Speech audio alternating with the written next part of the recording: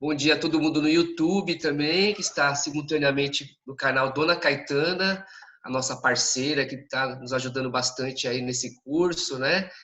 Porque a gente sabe que o sinal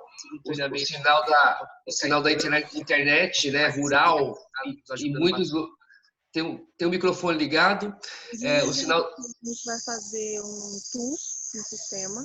Quem quiser ver o primeiro tour, vai ficar o card em cima. E é bem legal você ver o primeiro tour. Tira você agora do mudo, Marquinhos. Então, bom dia, né, a todos aqui no Zoom e pelo canal Dona Caetana, YouTube, né? A gente agradece muito a Dona Caetana porque a gente sabe que o sinal de internet rural em muitos lugares oscila ou mesmo, né, cai, né? Então, pelo YouTube facilita aos alunos assistirem às aulas, que estão excelentes, por sinal, né? Nosso curso está alto nível mesmo, né? Porque eu estou falando não, são os elogios, a gente percebe, né, por si só as aulas, a qualidade, a técnica das aulas e a excelência dos professores, né? Então eu desejo uma ótima aula a todos. Estamos aqui com a Mariane Vidal da Embrapa, aguardando o Francisco Vilela, não sei se ele já chegou. Francisco Vilela está na sala ou não? Acho que o Chico Vilela não chegou ainda, né, Mariane? Então, eu passo a bola para você, Mariane, dar umas boas-vindas e começar o nosso estudo de hoje. Boa aula a todos. Tá ótimo, obrigado, Marcos. Bom dia para todo mundo, gente. É muito bom estar aqui com vocês assim bem cedo, né, com a cabeça fresca, e espero que todos tenham tido aí uma ótima noite de sono. Para a gente discutir um pouquinho, a ideia hoje, né, é a gente mostrar um pouco de algumas experiências que a gente tem, né? É lógico que a gente pensa que 2 horas é muito tempo, mas na verdade passa muito rápido. Então, assim, a gente preparou, eu e o Chico Vilela, que ele já deve estar entrando, porque ele viu aqui o link que eu mandei para ele. Então, assim que ele entrar, a gente vai ter um tempinho para conversar. E a nossa proposta para vocês hoje é a gente apresentar um vídeo que nós fizemos, né? Um vídeo com participação minha e do Chico, resgatando um pouco daqueles princípios que a gente conversou na primeira aula, né? A gente vem acompanhando o desenrolar desse curso, né? E é um curso que está trazendo assim um nível muito bom de informação a cada aula que passa, a cada convidado que a gente tem.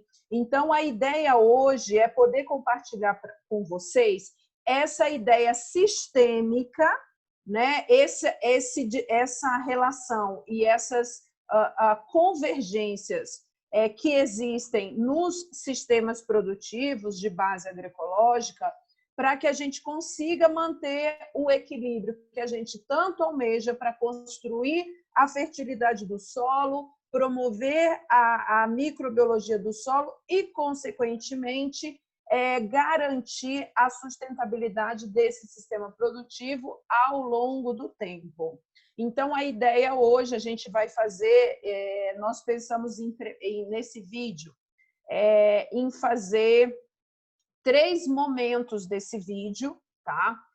A gente vai fazer um primeiro momento que são... Deixa eu pegar minha cola aqui.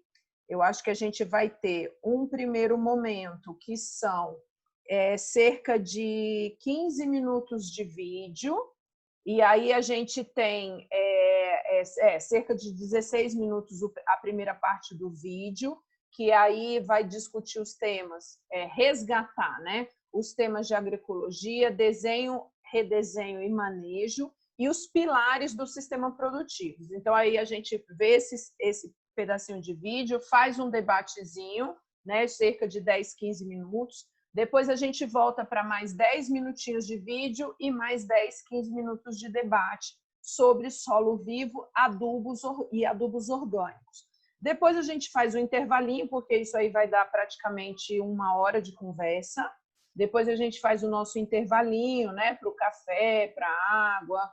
E depois a gente volta para o último momento do vídeo, que são cerca de 25 minutos, e a gente faz mais cerca de 20 minutos de debate com o tema de organização da propriedade, cultivares de hortaliças, dentro dessa visão sistêmica que a gente tem.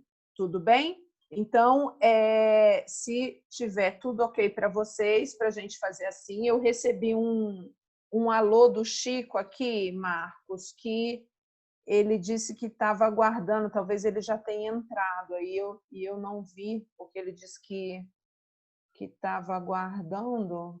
Eu acho que ele entrou, né? Eu tô Tem vendo um CNPH ali, sem foto, deve ser ele.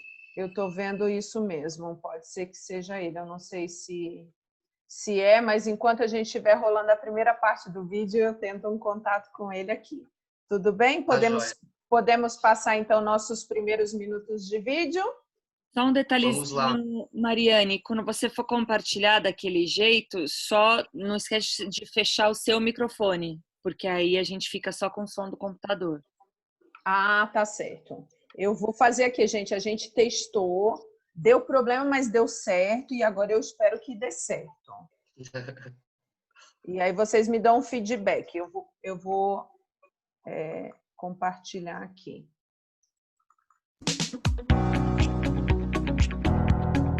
Tá rolando.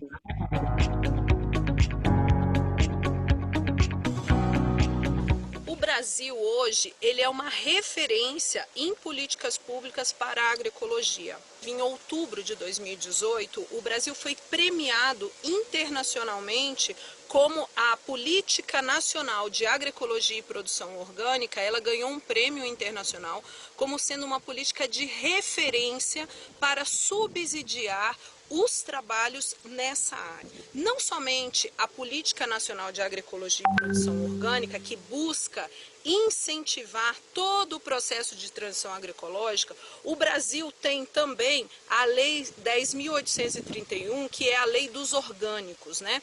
Nessa Lei, a 10.831, ela traz, né, como a definição dos sistemas orgânicos de produção e os princípios que subsidiam a construção desses sistemas, né?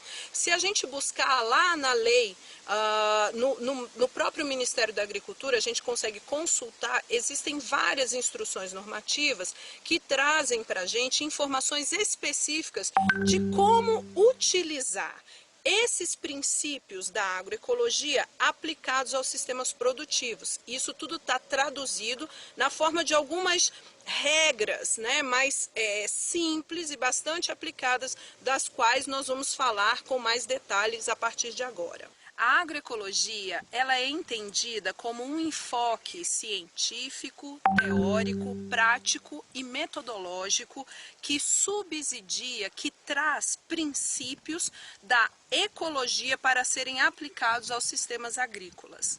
Como teoria, a agroecologia ela embebe, ela tem como subsídio várias teorias, como por exemplo a teoria do equilíbrio ecológico, a teoria do solo vivo da professora Ana Primavesi e tantas outras teorias que podem servir de base, como controle biológico, etc., que nós vamos ver um pouco mais à frente como elas são de fato aplicadas ao sistema produtivo.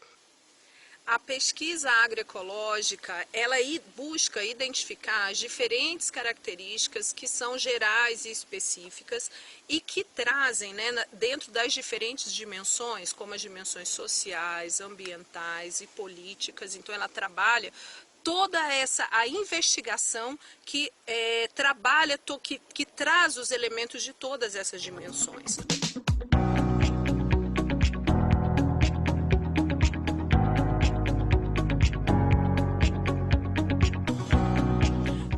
Prática, a agroecologia, ela traz o desenho, o manejo e o redesenho do sistema produtivo, né? E, além disso, para finalizar esse conceito um pouco mais amplo, como método, ela trabalha a teoria ou a pesquisa, né, a metodologia na forma de pesquisa-ação, onde você tem a intervenção diretamente dentro daquele sistema. Nessa questão da construção de sistemas diversificados, de sistemas que seguem os princípios agroecológicos de produção, há o conceito de transição agroecológica. O que é a transição agroecológica? Como o próprio nome já dá a dica para a gente, transição é quando você sai de um estado e passa por um processo até chegar em outro estado. Então, o que acontece no processo de transição agroecológica? Por exemplo, o agricultor é um agricultor produtor de hortaliças no sistema convencional, né, que utiliza uma série de insumos que são escassos, que são caros e que muitas vezes causam muitos danos ao ambiente. Nesse caso, o agricultor ele começa um processo de trazer para dentro do sistema alguns elementos que a gente chama da primeira fase desse processo, ou a primeira etapa do processo da transição, a racionalização do uso de Calma aí, volta aqui. o agricultor que está produzindo ali com todos aqueles insumos, fertilizantes, né, substâncias químicas variadas, agrotóxicos e etc., ele passa a racionalizar esse processo, ou seja, de fato, utilizar somente quando é necessário, não fazer a aplicação indevida daqueles elementos ou daquelas substâncias.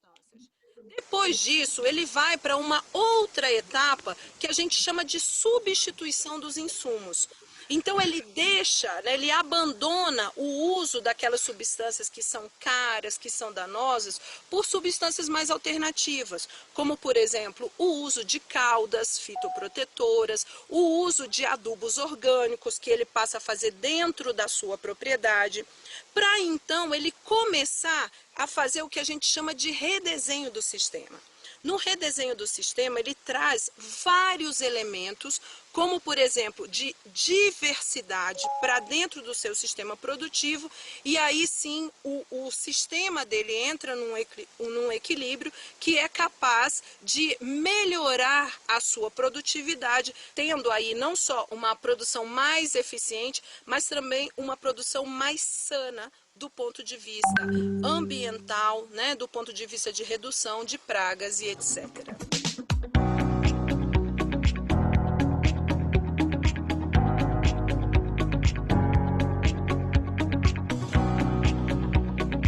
Na transição agroecológica e para a construção desses sistemas produtivos, sejam eles orgânicos ou de base agroecológica, existem dois pilares que são fundamentais: a diversidade e o manejo da matéria orgânica. Sobre a diversidade, qual que é a importância da diversidade para os sistemas produtivos? Bom, todo o problema, toda uma questão, né, que surgiu desde quando a monocultura começou a dominar os sistemas agrícolas, né? A monocultura, o que ela fez? Ela reduziu a diversidade nos sistemas. Os sistemas produtivos passaram a ficar extremamente especializados em um tipo só de cultivo, né? Uma espécie e uma só variedade. Com isso, o que aconteceu? Houve uma perda muito grande da diversidade, não somente dos sistemas produtivos, mas também da diversidade do ambiente. O que a agroecologia faz? O que esses princípios fazem? Eles tratam de resgatar e trazer esses elementos de diversidade para compor os sistemas. Então a gente trata de dizer, a gente usa, né, o conceito da agrobiodiversidade, que é toda aquela diversidade que existe na propriedade agrícola que pode ser utilizada para o sistema produtivo. Vamos dar alguns exemplos do uso da diversidade aplicado aos sistemas produtivos. Por exemplo, quando a gente faz um plantio de uma determinada hortaliça dentro de um sistema produtivo, seja ele orgânico ou de base agroecológica, é fundamental que a gente coloque em torno desse cultivo o que a gente chama de cordão de contorno. O que vem a ser esse cordão de contorno? O cordão de contorno é o uso né, de plantas. Geralmente as plantas mais indicadas são plantas de ocorrência natural naquela região. Por exemplo, a gente consegue criar com o uso dessas espécies verdadeiros muros verdes, né, verdadeiros muros vivos. Então, ao redor desse cultivo ou ao redor da propriedade, que é também bastante interessante da gente utilizar esse cordão de contorno, você pode utilizar plantas das mais variadas, e o ideal é que elas sejam de diferentes estratos, como por exemplo, a gente colocar árvores que são maiores, então você vai conseguir cobrir fechar, né, uma determinada parte daquela área. Depois você pode entrar com plantas de outros estratos, um pouco mais baixo, por exemplo, bananeiras, né, ali que vão dar um outro nível de altura naquela vegetação, e você depois pode entrar também com plantas que são mais plantas de mais fácil manejo, como por exemplo milho, mandioca. Então o cordão de contorno, né, como o próprio nome já diz pra gente, ele ajuda a proteger a propriedade e proteger aquela produção de hortaliça que a gente está fazendo. Qual que é a vantagem de usar um cordão de contorno? É que ele pode, por exemplo, proteger aquele cultivo do vento. E aí vocês podem perguntar, mas o vento, como assim? Grande parte das pragas que nós conhecemos hoje, elas são carregadas pelo vento. Então, se você tem ao lado da sua propriedade um cultivo que seja um cultivo convencional, né, que pode estar sujeito ali ao ataque de pragas, utiliza agrotóxicos e etc., aquelas pragas podem sair dali e procurar o cultivo que você colocou lá dentro da sua propriedade. Por quê? Porque você não utilizou nada ali. Então, as pragas podem se beneficiar daquilo ali. Para proteger que isso aconteça, então você cria esse cordão de contorno que viram de fato como se fossem barreiras vivas, como muros verdes para proteger o seu cultivo, né? Então, a outra vantagem que a gente tem com esse cordão de contorno é que ele pode ser também produtivo, dependendo do que você coloca ali, né? Então, geralmente, o que a gente recomenda? Ou colocar plantas que podem ser de consumo para a família, né? Por exemplo, os exemplos que eu dei, mandioca, milho, que você tem ali por um determinado momento, depois você corta e utiliza aquilo ali. E você também pode utilizar plantas que podem ser utilizadas para adubação verde, né? Como, por exemplo, plantar crotalária na bordadura, né? No contorno do seu cultivo. E a crotalária tem uma vantagem, porque você pode podar a crotalária e colocar ela como cobertura de solo no cultivo que está sendo plantado ali, por exemplo, pimenta, tomate, pimentão, né? A hortaliça que esteja ali no campo. Então você pode utilizar o cordão de contorno também como esse benefício. Uma outra questão fundamental da inclusão da diversidade no sistema produtivo é a cobertura do solo, né? Por exemplo, a gente tem o hábito de olhar muitas vezes para um cultivo, principalmente em sistema convencional, e ver aquele solo totalmente limpo, descoberto. E quando a gente olha um cultivo, né, em sistema orgânico ou de base agroecológica, o que a gente vê é um solo coberto, né? Então, por exemplo, aquelas plantas que nascem espontaneamente no solo, que para a agroecologia, elas não são chamadas de plantas daninhas, né? Elas são chamadas de plantas espontâneas. Por quê? Todas as plantas elas têm uma função no ecossistema, né? Então, se elas estão ali, elas são plantas que elas têm vantagens ecológicas sobre outras e por isso elas se desenvolvem. Então, nessas plantas espontâneas, o papel fundamental dela aplicado ao sistema produtivo é que elas servem, né, de abrigo e alimento para inimigos naturais de pragas. Veja só que coisa interessante. Então, aquelas plantas espontâneas que muitas vezes a gente elimina ela do sistema, simplesmente por eliminar, a gente não percebe o papel ecológico fundamental que ela tem naquele sistema, né? Então, quando a gente sabe que na produção de hortaliças, ela é uma produção bastante delicada e ela tem determinadas fases do seu desenvolvimento que ela de fato precisa de que o solo esteja mais limpo, por exemplo, no momento de transplantio da planta. Então, quando a plantinha está muito pequena, né, a mudinha de tomate, do pimentão, da berinjela, quando a mudinha está muito pequena, o que acontece? Você precisa de fato de um canteiro mais limpo para você colocar aquela planta. Agora, a partir do momento que ela começa a crescer, então aquelas plantas espontâneas que nascem ali, elas podem trazer mais benefícios do que problemas para a planta, principalmente se ela não está competindo naquele ambiente, né, por água, nutrientes, etc. Então, é fundamental que a gente consiga e aprenda a fazer o manejo adequado dessas plantas. E aí, sendo mais um exemplo de como a gente usa a diversidade nesse sistema.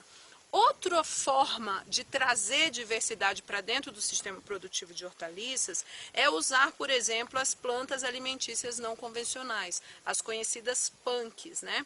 Então essas plantas, elas também podem, né, são plantas que podem estar trazendo diversidade porque elas têm características, elas são plantas mais robustas, né, são plantas menos mimadas, né, ou seja, elas dependem menos de nutrientes, de água, muitas vezes elas podem crescer em solos, né, menos ricos em nutrientes, então elas são plantas muito interessantes também para a gente trazer. São plantas geralmente bem adaptadas ao local, então são plantas rústicas que são muito interessantes da gente ter dentro do sistema produtivo. Uma outra forma de você inserir diversidade na produção é utilizar os sistemas agroflorestais. Esses sistemas, né, eles trabalham aí com um manejo diferenciado, onde você pode ter, né, plantas arbóreas, onde você tem plantas frutíferas, né, bastante variada, e diferentes níveis de desenvolvimento dessas plantas vão garantir diferentes produções de hortaliças nesse desenvolvimento ou ao longo desse desenvolvimento. Então elas também são bastante interessantes para você trazendo como elemento de diversidade para esses sistemas. Uma outra questão que é fundamental para esses sistemas produtivos é trazer a rotação de cultivos. Né? Não existe sistema de produção orgânico ou sistema de produção de base agroecológica sem ser diverso em cultivo. Então, mesmo que o agricultor queira se especializar em uma determinada espécie, por exemplo, não, eu quero ser produtor de alface orgânico. Ok, só que para fazer o plantio de alface orgânico não dá para fazer só alface, uma propriedade inteira só de alface. Né? A gente vai ter que ter esses elementos de diversidade, tanto na questão que pode ser utilizada na questão do cordão de contorno e que pode ser utilizada na própria variedade das espécies de alface que você vai utilizar. Né? Então, quais são as cultivares disponíveis de alface, né? E que você tem que trazer esses elementos também para dentro do seu sistema de produção.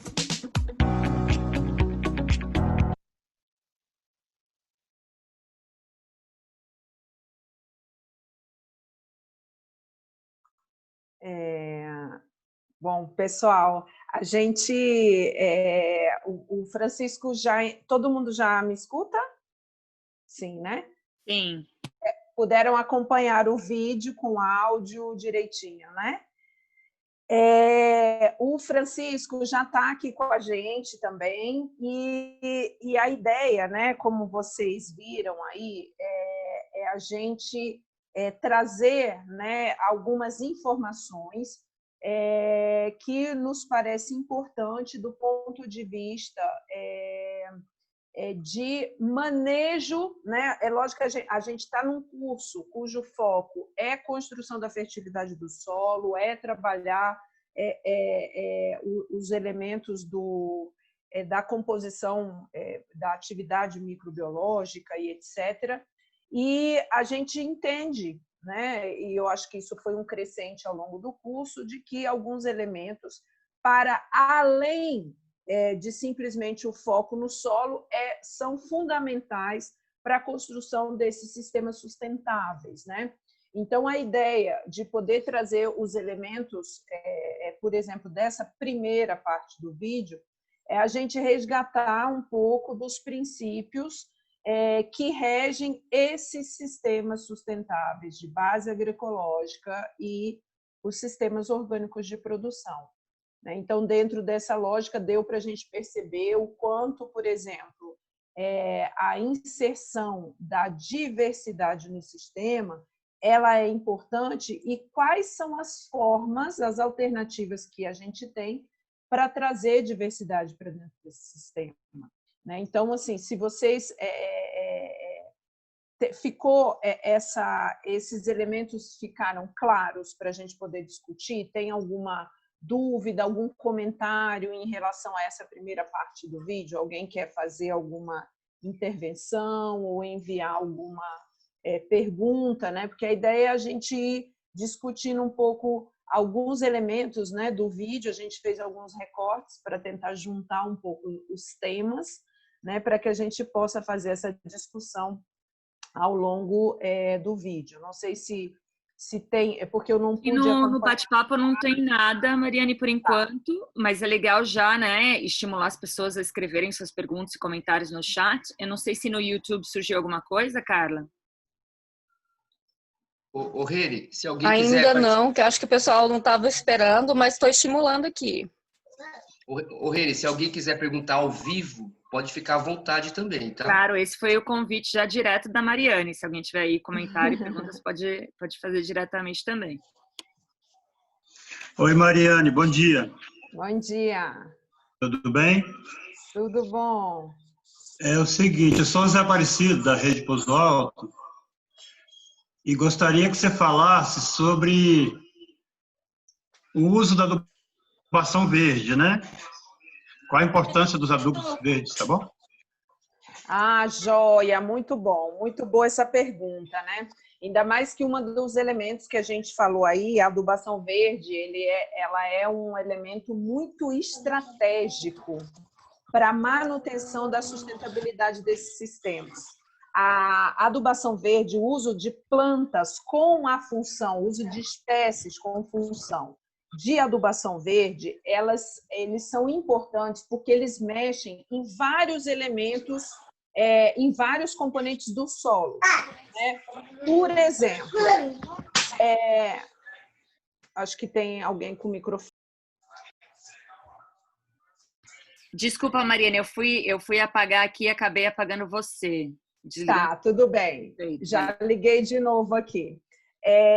Então, a adubação verde ela mexe em vários componentes do solo, né? Por exemplo, do ponto de vista químico, né? As plantas de adubação verde, leguminosas, gramíneas, crucíferas, são várias as famílias, embora as mais famosas são as leguminosas e as gramíneas, né? Principalmente quando você utiliza conjuntamente ou em separado, né? Por que isso? A leguminosa, principalmente porque ela tem capacidade de fixação biológica de nitrogênio, então, à medida que ela vai se decompondo, ela vai devolvendo esse nitrogênio de uma maneira utilizável pela planta, né? No solo. Então, ela disponibiliza nutrientes de uma maneira bastante interessante. Então, ela é importante para essa questão. Quando você pensa, por exemplo, do ponto de vista da estrutura do solo, a utilização da adubação verde, ela ajuda num componente importante que é a matéria orgânica do solo, que ela é bastante estrutural, né? Então, ontem mesmo a gente teve, por coincidência, a gente fez uma live de manejo de solo e a gente discutiu justamente a questão da matéria orgânica, né? Que a matéria orgânica ela funciona como se ela fosse uma colinha dos agregados do solo, né? Então,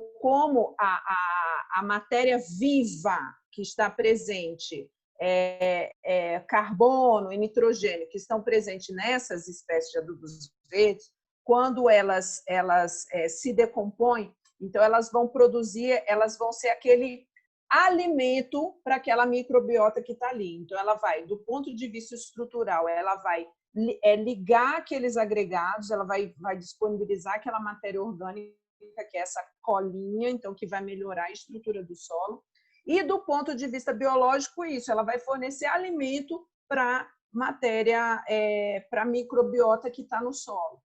Então, assim, ela é extremamente importante e ela é muito estruturante. O Chico pode até, se quiser fazer alguma complementação, mas sempre que a gente fala de construção da fertilidade do solo, a gente entende que a utilização da adubação verde nessa rotação ou nesse processo de construção, ela é fundamental, porque muitas vezes os adubos orgânicos que a gente usa, por exemplo, nas hortaliças, né? Eu volto a dizer, a gente fala das hortaliças porque é mais aonde a gente tem uma experiência nesse processo. Então, as hortaliças ela tem ciclo rápido, né? Então, elas consomem, elas precisam do nutriente disponível ali muito rapidamente. Então, quando você usa um adubo orgânico pronto, por mais que ele não é um adubo solúvel, tá? Ele não é que a disponibilidade dele é um NPK da vida, mas ele disponibiliza muito mais rápido do que o processo, por exemplo, da adubação verde. Então, por isso que a gente fala que a adubação verde ela é mais estruturante quando você compara, por exemplo, com a utilização somente de um adubo orgânico já preparado. Não sei se contemplou, não sei se o Chico quer fazer alguma... Mariane. Sim. Mirante da Chapada dos Veadeiros está perguntando assim, para a formação da parede verde, árvores são demoradas. Existe alguma alternativa mais rápida? Chico, quer falar alguma coisa? Sim. Bom dia, pessoal. Bom dia a todos aí que estão nos assistindo. Me desculpe, eu atrasei um pouco, é que eu tive que vir aqui para a Embrapa e a conexão aqui é um pouco mais demorada, mas agora está tudo certo. Eu acho que com relação à questão dos cordões vegetados, a Mariane colocou aí os estratos, realmente as árvores são um pouco mais demoradas, mas elas precisam entrar que normalmente essas árvores de porte maior, elas são a primeira barreira de proteção da área de cultivo. No vídeo da Mariane, vocês puderam perceber que nós temos ali 2 estratos. Nós temos um extrato primeiro mais alto, aquilo ali é gluridicídia, e aquela é a nossa barreira de proteção, porque logo ao lado, logo atrás daquela barreira tem uma área de produção convencional. E então, aquela gluridicídia, aquela barreira mais alta,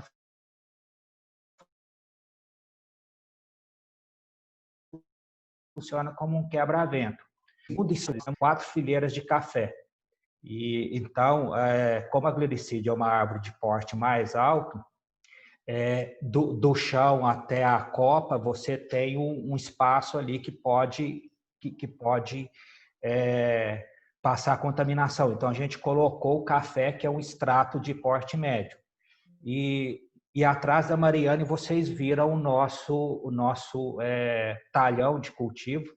Então, nós temos ali o primeiro extrato, que é a gluridicídia, o segundo extrato, que é o café, e o talhão de cultivo ele é todo protegido por flor do mel, e também o capim napier, que cresceu ali espontaneamente, então ele compôs o sistema também.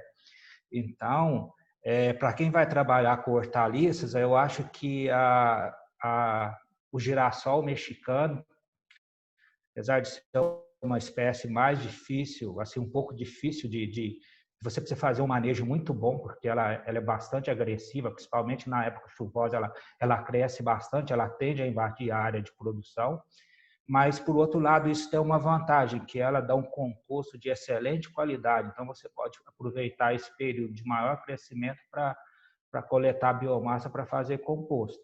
E ela é uma espécie que ela se estabelece rapidamente. Então, para quem vai trabalhar com hortaliças aí, comece por primeiro extrato para proteger o talhão de cultivo com uma espécie de estabelecimento rápido. E isso aí vai dar tempo que os cordões vegetados de extrato mais alto, as espécies de crescimento mais demorado, vai dar tempo para elas se estabelecerem. E dentro dos talhões você pode trabalhar também com espécies de crescimento ainda mais rápido, como o milho, a própria crotalária, são espécies aí já não é perene, não são espécies temporárias, mas que também funciona aí como uma proteção até você poder construir o desenho agroecológico, você ter a propriedade toda protegida, né? E isso leva tempo. Leva tempo você ter esse sistema, ter essa proteção total da propriedade, e a experiência, a nossa área de cultivo aqui está há 20 anos sob manejo orgânico, e é trabalho o tempo todo para manejar essas barreiras de proteção para a gente manter o sistema equilibrado. Então, é isso. Cabe mais uma pergunta?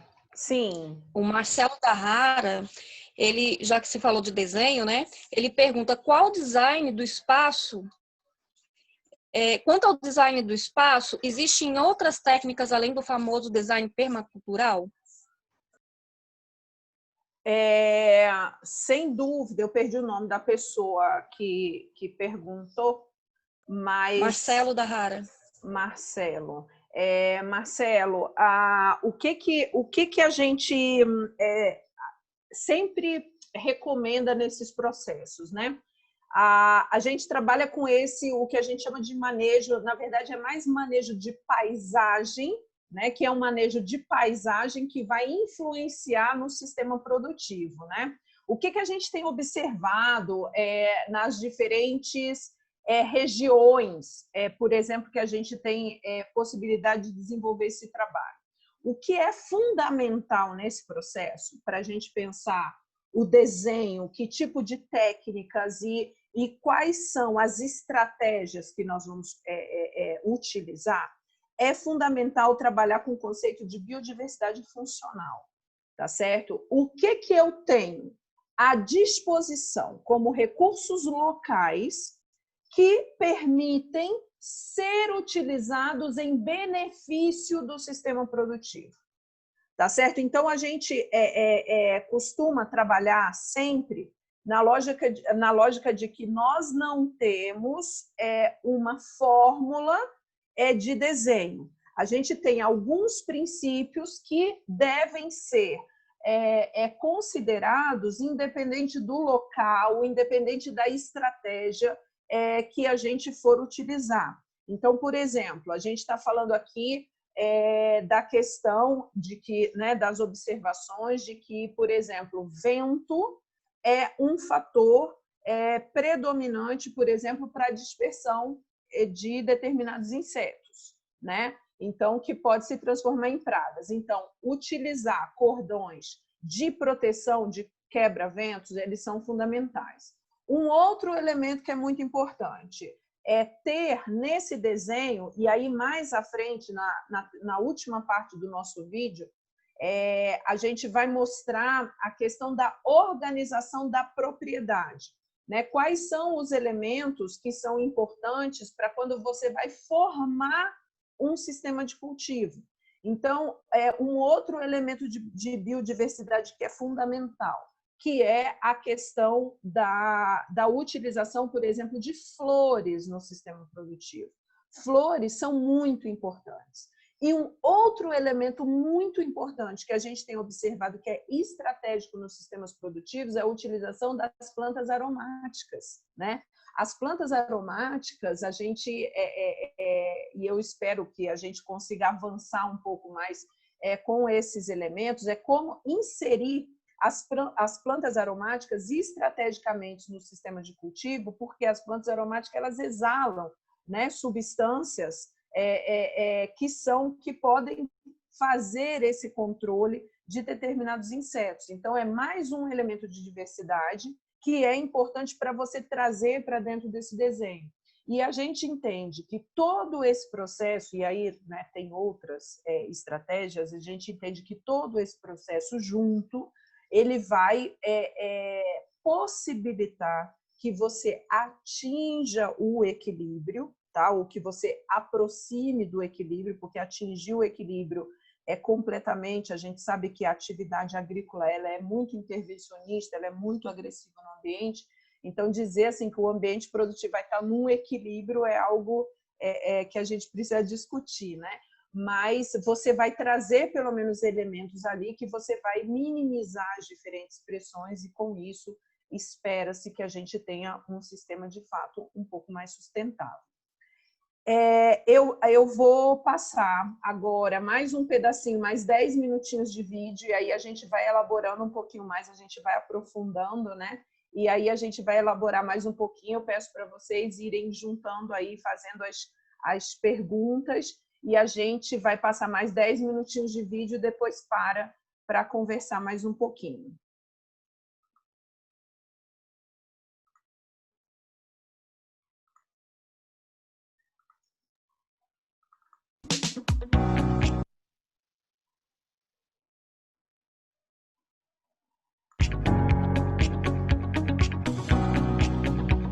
Então, proteger, conservar e manter os recursos naturais é fundamental para garantir um conceito que é assim base desses sistemas, que é o conceito da sustentabilidade.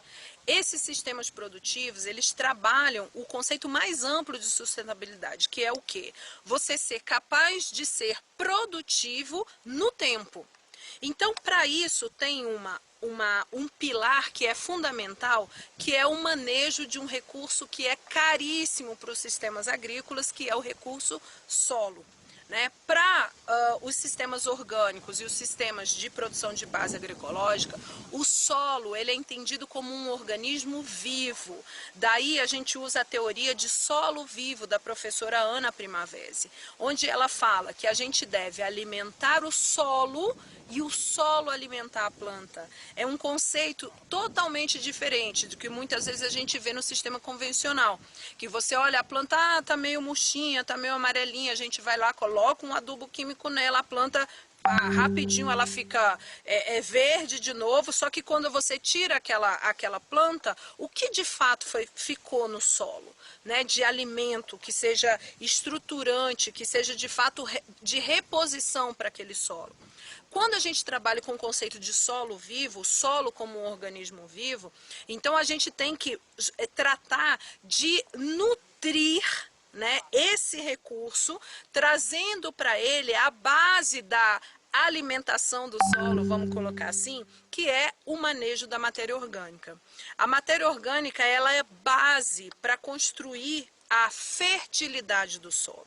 Né, é o manejo da matéria orgânica que garante, né, a melhoria das condições de estrutura, da textura do solo, a parte física, química e o fundamental, o biológico. Né? Muitas vezes a gente já fez, né, vários experimentos aqui de pesquisa, já conhecemos, já visitamos algumas áreas de produtores, que quando a gente chega lá, o produtor fala assim, olha, mostra pra gente a análise do solo. E quando a gente olha a análise do solo, do ponto de vista químico, ele está até bom, né? Mas o agricultor fala para a gente, poxa, mas a gente não está conseguindo produzir. Então, o que está acontecendo? Na verdade, o solo, ele depende de vários elementos que não só químico. O biológico é muito fundamental. E a matéria orgânica, ela serve como alimento para aqueles micro-organismos que compõem essa microbiota do solo e que é fundamental para a manutenção da sustentabilidade desse recurso que é tão caro e tão importante para os sistemas agrícolas. Existem algumas práticas que são importantes para melhorar a fertilidade do solo e melhorar o aporte dessa matéria orgânica no solo. Uma delas que tem bastante destaque, bastante uso nesses sistemas de produção é o uso da adubação verde. A adubação verde, elas são plantas, né, plantas, espécies que tem, como o próprio nome já fala para a gente, ela serve também como adubo para o solo. Só que elas são plantas que a gente cultiva, que pode cultivar dentro da mesma área, ou a gente pode trazer essa matéria vegetal de outra área e aplicar ela no canteiro, né? E que ela tem a função de melhorar o solo, trazer não só nutrientes, em geral a gente usa plantas leguminosas, que são plantas ricas em nitrogênio, então essas plantas elas são trazidas para dentro do canteiro, para cima do canteiro, você pode ou incorporar ou deixar ela na superfície do solo, que à medida que ela vai decompondo, aqueles elementos da decomposição, eles servem de nutriente e também para estruturar melhor aquele solo. Então, o uso da adubação verde é extremamente favorável, né, para melhorar a fertilidade do solo. Uma outra prática que nós também utilizamos muito nesses sistemas é o uso da adubação orgânica. Então, esses adubos orgânicos, a gente vai aprender um pouco mais à frente como eles são feitos, como eles são utilizados e quais são as suas recomendações de uso para as hortaliças. Eles são importantes porque eles são adubos, né, que liberam nutrientes e, dependendo da forma como você usa, mais rápido do que a adubação verde. Então, geralmente a gente faz adubação verde mais estruturante no preparo do solo e depois utiliza a adubação orgânica com os compostos orgânicos, biofertilizantes e etc. no plantio, seja na cova antes do transplantio da muda ou seja em cobertura ao longo do cultivo. É fundamental nesse processo, pensando na questão da sustentabilidade do sistema produtivo, que a gente faça um manejo ecológico do solo. Então, o aporte da matéria orgânica e trabalhar o sistema produtivo com práticas conservacionistas, né?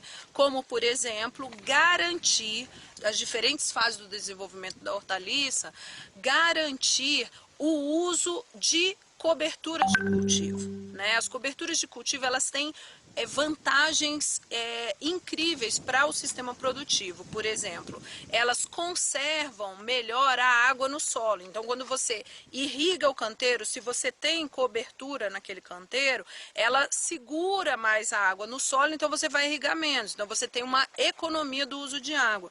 Uma outra questão que essas plantas, essa cobertura de solo, ela também proporciona como vantagem de uso, é que elas protegem a superfície e com isso garante que aquela microbiota que é tão fundamental para a sustentabilidade, para todos os processos que acontecem naquele sistema, dentro do solo, né, eles possam de fato acontecer.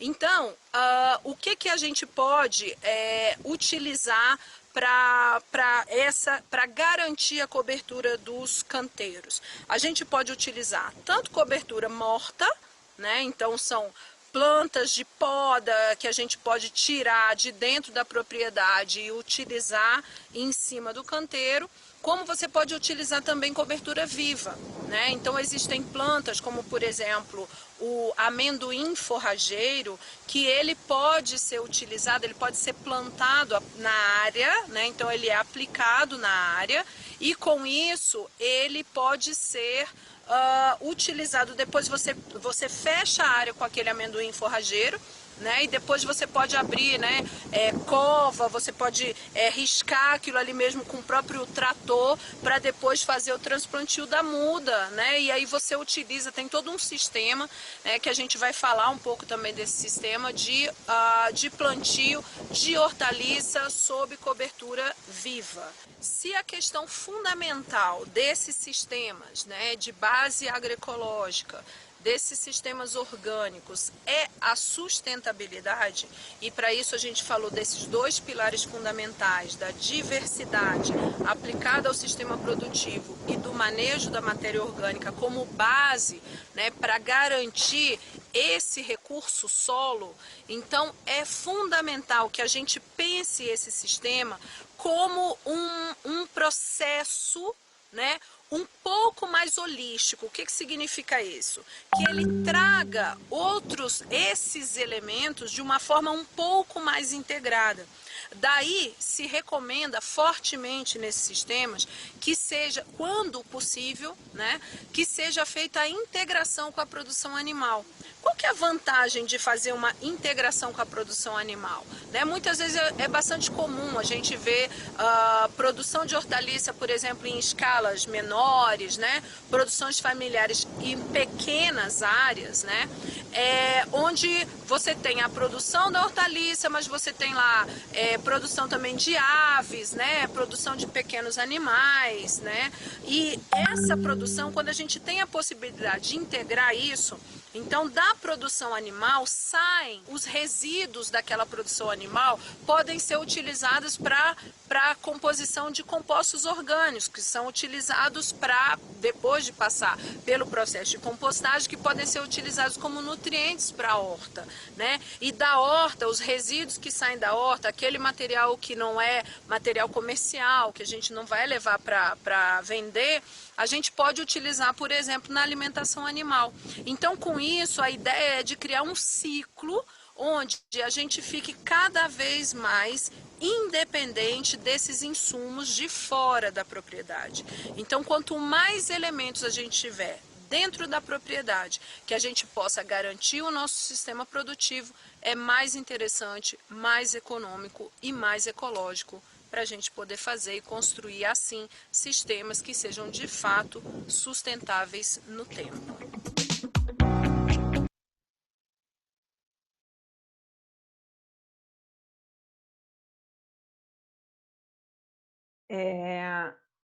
Bom, pessoal, então, nesse vídeo, nesse pedaço do vídeo,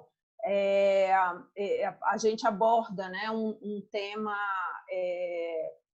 bastante importante e que assim é a base do que a gente vem discutindo ao longo desse curso, que é a questão do solo vivo, né? E para além do solo vivo, um sistema vivo, né?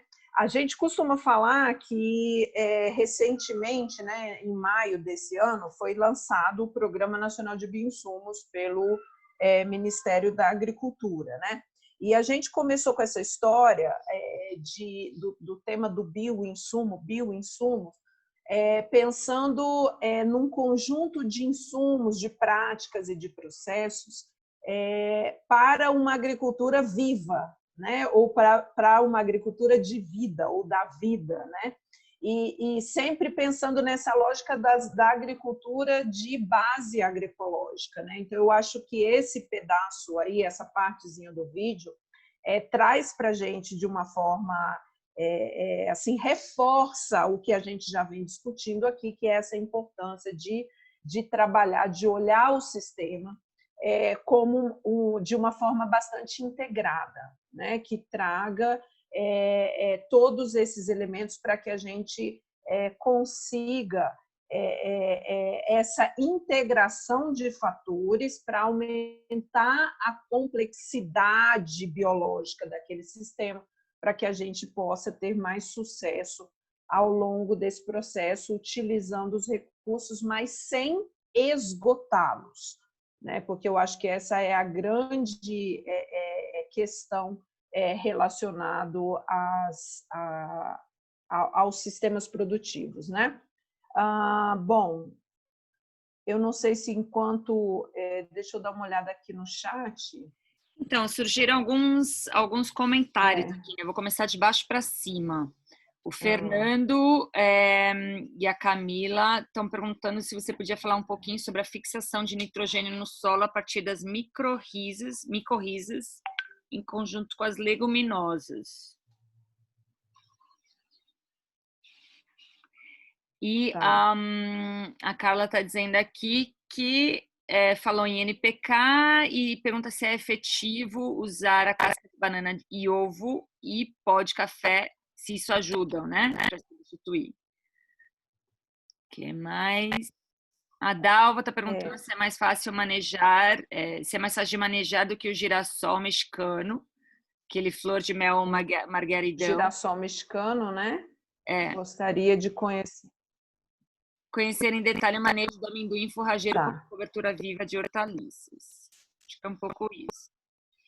Tá, beleza. Eu vou falar aqui um pouquinho, aí Chico faz as complementações. Complementa, né? E aí, só para complementar aqui, estão perguntando também sobre o uso da folhagem na lobeira.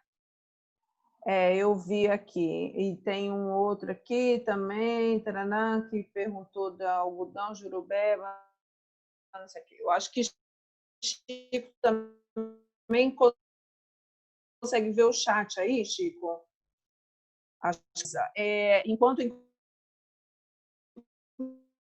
Inclusive, enquanto estava passando o vídeo, eu me lembrei de contar para vocês, porque eu falei um pouco da questão do amendoim forrageiro.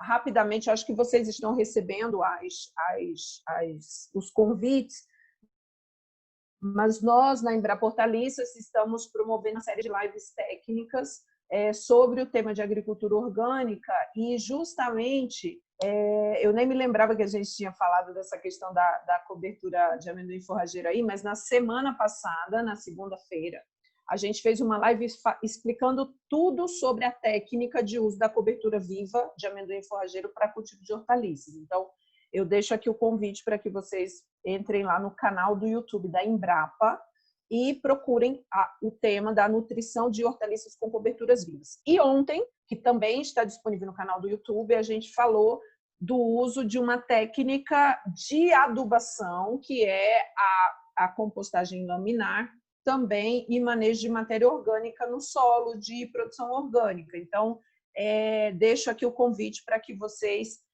possam estar lá conversando sobre esse tema, né? E a gente falou também, Fernando, bastante sobre essa questão da fixação biológica. A gente conversou com um especialista em fixação biológica lá da agrobiologia, né? Então, a fixação biológica, ela é um processo, né, que acontece por meio de uma relação simbiótica, né, entre alguns grupos de bactérias e raízes de algumas plantas, no caso dos micorrizas que você cita aqui. Então, a gente tem especialmente as leguminosas, que muitas delas, essa relação acontece de forma natural no solo. É muito normal as pessoas perguntarem para a gente, principalmente quando relacionada à questão da adubação verde, sobre a inoculação de sementes de adubos verdes, né, para utilização na propriedade. E é muito interessante, antes de mais nada, a gente observar se na nossa propriedade, certo? Ou na área onde a gente vai trabalhar, na área de cultivo, já existe nodulação nas raízes, né? Como que a gente observa isso? Então, muitas vezes é importante vocês identificarem, tentarem identificar alguma planta leguminosa, seja ela de ocorrência natural, ou se tiver uma crotaláriazinha, alguma coisa lá na propriedade, né? Alguma planta assim, mais fácil de identificação como leguminosa, porque essas são indicadoras muito boas, então ela é a boa para a gente poder observar. Você arranca a raiz dela e observa se tem os nódulozinhos na raiz. Esses nódulos, que são, né, que parecem aqueles grãozinhos que estão grudados ali na raiz, a gente, assim, quanto mais rosa aquele nódulo, significa que está mais ativa a fábrica de produção de nitrogênio ali. Então, em geral, as plantas, a gente não recomenda inoculação quando a gente observa isso, tá? Por quê? Porque quando você faz inoculação, você traz o organismo de outro ambiente para aquele ambiente, porque a gente compra hoje inoculante comercial, né? Então, você compra o inoculante, mistura na raiz, coloca no solo e aquilo ali dá uma ativada. Mas, se você já tem isso de ocorrência natural, então a recomendação é que a gente estimule aquela microbiota por meio do plantio de espécies leguminosas. Porque aí você vai ter uma forma de você aumentar aquilo ali, essa fixação biológica, que é essa transformação, né, que essa associação simbiótica, ela pega o nitrogênio que não está aproveitado dos poros, né, do ar que estão ali nos poros do solo e transforma aquilo ali em nitrogênio que é utilizável pela planta. Então, essa é a grande vantagem, né, de forma assim, bem prática. É lógico que é toda uma explicação, um ciclo aí extremamente complexo, mas para falar rapidamente para vocês. Sobre a questão do manejo, eu vou do margaridão aqui, eu vou deixar o Chico, vou pedir para o Chico falar um pouquinho, e eu não sei, Chico, se você tem alguma informação sobre essas perguntas da questão da lobeira, da banana, casca de banana, e eu não sei se você tem alguma informação sobre isso. Vamos tentar falar um pouquinho. Primeiro, a questão a gente precisa separar aí as funções e dessa questão da fixação biológica de nitrogênio e disponibilidade de fósforo. Então, o rizóbio, ele, como a gente já sabe, já é consagrado, o uso dele para fixação biológica de nitrogênio, ou seja, ele retira nitrogênio do ar e coloca à disposição das plantas. No caso das micorrizas, não. As micorrizas são fungos arbusculares, né? Eles se associam ao sistema radicular das plantas e para auxiliar na absorção do fósforo. Então, no caso das micorrizas, elas não fixam, né, o fósforo de lugar, não tira de lugar nenhum. O fósforo tem que estar disponível no solo para esses fungos fazerem o seu trabalho. É interessante que a gente um produto que a gente tem estudado bastante aqui na Embrapa Hortaliças, que é o bioinoculante, o EM, e veja como que pode dar uma conexão interessante aí entre as micorrizas e o EM. O EM, a gente descobriu que existem vários grupos de micro-organismos no EM que são solubilizadores de fósforo, desde bactérias, actinomicetos, que atuam na solubilização de fósforo. Então, eu julgo hoje o EM uma ferramenta poderosíssima dentro da agricultura orgânica, porque a gente começou a estudar e saber e entender todas as funções do EM, né? Ele não é só um inoculante para a produção de adubo orgânico. A gente não vai se alongar nisso, porque vai ter uma live específica sobre isso, né, Mariane, que o pessoal vai poder saber direitinho como que funciona o EM. Mas se você puder usar o EM no seu solo associado à micorriza, ao mesmo tempo você vai ter micro-organismos solubilizando fósforo e micro-organismos absorvendo esse fósforo, aumentando a capacidade da planta de absorção de fósforo. Então, isso aí é fundamental para nós agricultores aqui do Cerrado, ter essas ferramentas à disposição. Então, veja aí como que o conhecimento dentro da agricultura orgânica, de adubação orgânica, tem evoluído. E a outra pergunta é sobre o manejo do margaridão, né?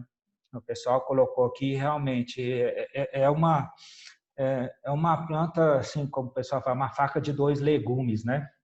A gente, eu acho uma planta extremamente versátil, uma espécie extremamente versátil.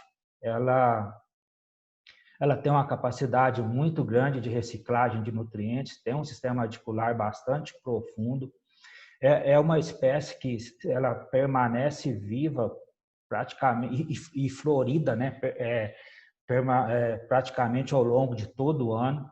Então, aqui no Cerrado é uma planta que vai muito bem. É possível você desenvolver ou produzir vários adubos orgânicos a partir dela. Esse é um projeto que a gente está fazendo aqui, trabalhando aqui agora, de adubos orgânicos a partir de glicídia e da titônia, né, do girassol mexicano. Mas realmente o manejo dela é complicado. Isso a gente tem que falar. O produtor tem que ficar muito atento e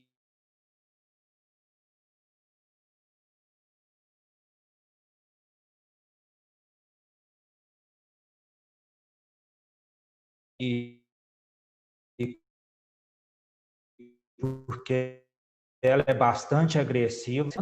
Aqui, a gente estoura e ela joga a semente lá no meio da área de cultivo. De repente, se você não ficar atento, ela começa a nascer lá no meio das hortaliças.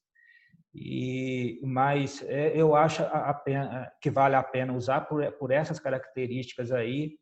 E se você ficar atento ao manejo, principalmente no período chuvoso, onde ela se torna mais agressiva.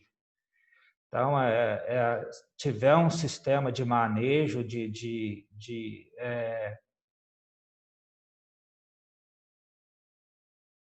por exemplo,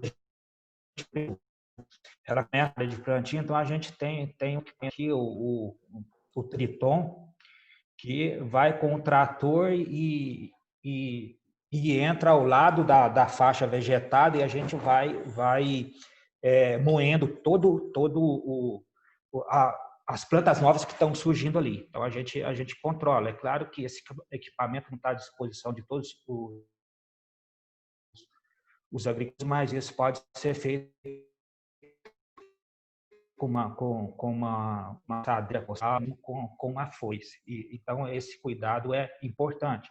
E ficar atento na área de cultivo, se por acaso aparecer alguma planta, já retirar imediatamente. No caso, no meio da área de cultivo, a gente sempre vai estar trabalhando, no caso das hortaliças, né? Você tem um cultivo intensivo ali, às vezes o próprio processo de preparo do solo vai eliminando, né?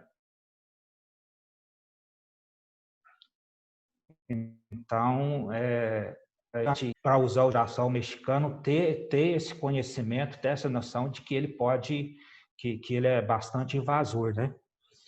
Então, é mais o que, Mariana? Eles perguntaram sobre alguma coisa de uso de casca, sim. casca de banana. Tá, achei aqui.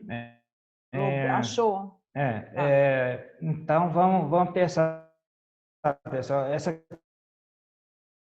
questão de resíduos vegetais, tem resíduos vegetais que é mais interessante você usar num adubo orgânico de solubilidade maior, tipo bocashi. E tem resíduos vegetais que tem uma relação CN maior, a gente tem que mais fácil usar no sistema de compostagem. Eu acho que a casca de ovo, o pó de café, são resíduos aí, restos de hortaliças, né, que a gente talvez seja de biofertilizante. Então, lembrando que o bocashi e o biofertilizante, você lembrar sempre a base deles é o NPK. Então, vou usar resíduos vegetais que me forneçam nitrogênio, resíduos vegetais que me forneçam potássio, que me forneçam fósforo. Você pode elaborar um base com esses resíduos, sempre tendo em mente o nitrogênio, fósforo e potássio. Então, no caso da casca de banana, é um resíduo rico em potássio. Interessante para o bocashi. Você, por exemplo, a casca de ovo já tem potássio, já tem fósforo e cálcio. Então, você vai... A gente trabalhou durante algum tempo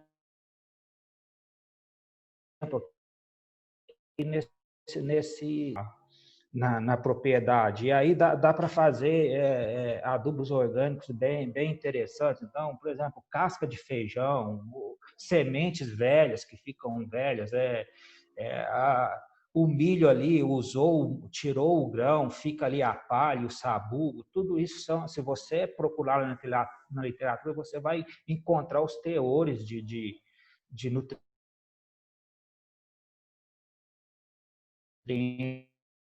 em cada um desses, você monta um adubo orgânico na sua propriedade.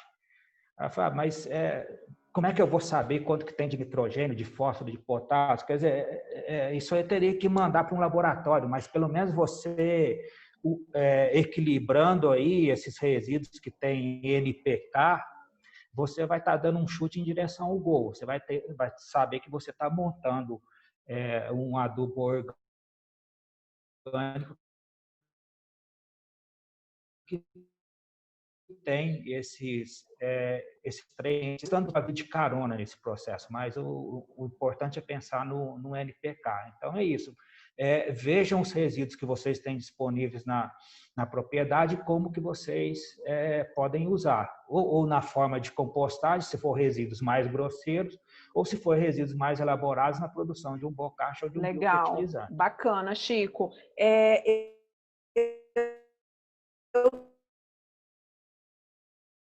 Estou vendo que o Marinho... E aí eu queria ver com vocês como é que a gente maneja o tempo e o intervalo, porque a gente quer passar a última parte do vídeo, que são 25 minutos, e aí eu não sei o que vocês sugerem que a gente faça. A gente para, a gente continua, o que a gente faz? Tem mais perguntas por aqui também, Mariane. Tem o Marinho, que está com a mão levantada, e tem outras perguntinhas no chat também. Mas é porque tem algumas coisas aqui que talvez na terceira fala a gente também vai cobrir, entendeu? Então, talvez... E a gente vai ter mais um momento para a gente discutir um pouquinho mais. Então, eu quero ver se... Eu acho legal de seguir. A gente está fluindo, né? Está fluindo. Então tá, sem o intervalinho, né? Isso. Vamos fazer a pergunta e a gente volta para a última parte do vídeo. E finaliza com o restante das perguntas. Bom dia, Mariana. Tudo bem? Bom dia, pessoas. É o seguinte, tem a ver com aquilo que você falou da integração com os animais, né? Então, acho que foi até bom que não deu intervalo, porque senão ia ficar muito distante aí. É o seguinte, aqui onde eu estou, a Mantiqueira, a montanha, então aqui não é o gado de corte, é o gado leiteiro, né? Então, quando eu vim morar para cá há 4 anos, eu percebi que as pessoas aqui não plantavam, eles compravam fácil lá na cidade, enfim, coisas simples. Tem alguns motivos, ou seja, o gado aqui é muito forte, então o cara prefere o leite, essa coisa toda. E essa coisa que você falou, de, por exemplo, usar o estrume de uma vaca dessa, que, vou te falar, a semana passada, umas 2 semanas, eu fui buscar um leite. E assim, eu sei, uma vez eu vi o cara também abrindo aquela farmácia enorme de remédios, sabe, que ele dá para as vacas. Isso tudo, eu acho que tem a ver com essa coisa do estrume, aquilo ali vai ficar, né?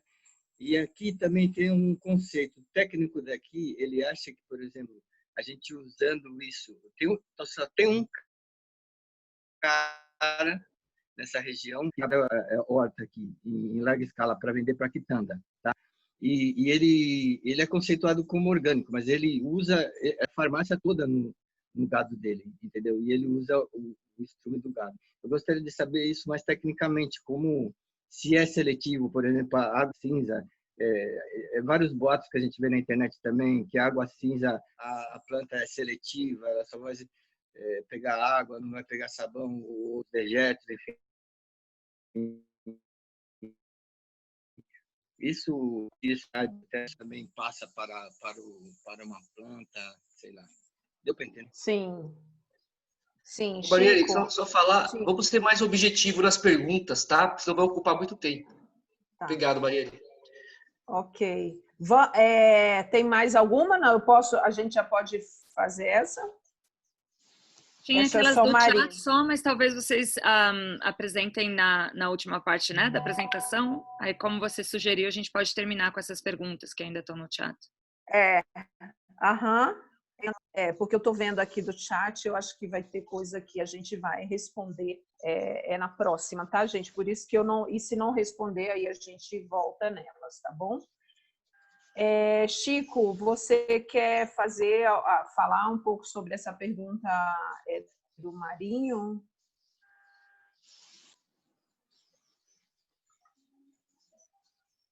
Bom,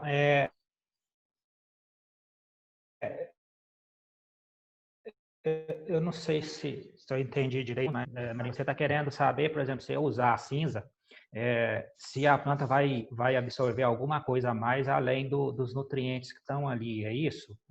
Essa a questão? O estrume de uma vaca, por exemplo, que recebeu muito remédio. O estrume de uma vaca que toma muito hormônio, sei lá, a galinha que usa muito hormônio, por exemplo. Entendeu? Isso aí, com certeza. Tanto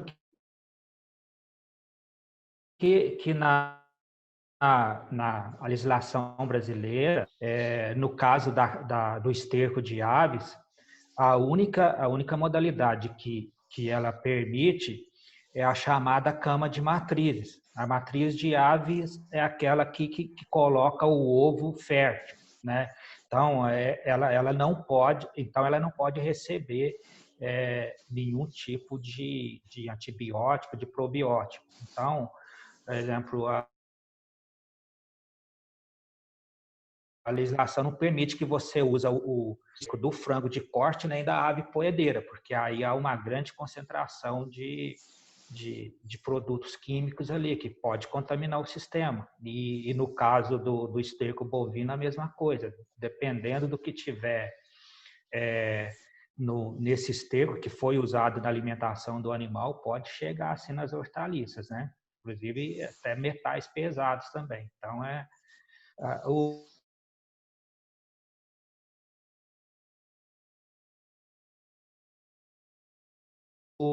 existe algumas ideias de que o processo de compostagem ele pode eliminar uma parte desses contaminantes, mas a gente não sabe o que nem quanto desses contaminantes podem ser eliminados.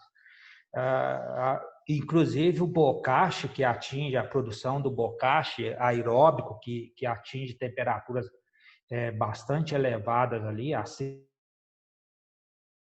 de 70 graus, fala muito, né? Foi no bocashi, vai eliminar. Isso aí é uma coisa que a gente conversa com os agricultores, mas a gente não tem ainda elementos científicos para afirmar isso com certeza. Precisa de muita pesquisa básica ainda em cima disso daí.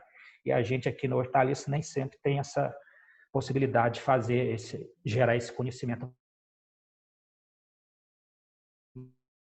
mais básico. E tão importante também, Marinho, que a gente detecta hoje uma dependência muito grande da produção orgânica em relação ao uso dos estercos, né, a resíduos animais, né? Então, a gente também tem buscado desenvolver pesquisas, né, não só na Embrapa Hortaliça, mas com tantos parceiros, né? A gente tem visto aí o pessoal da Embrapa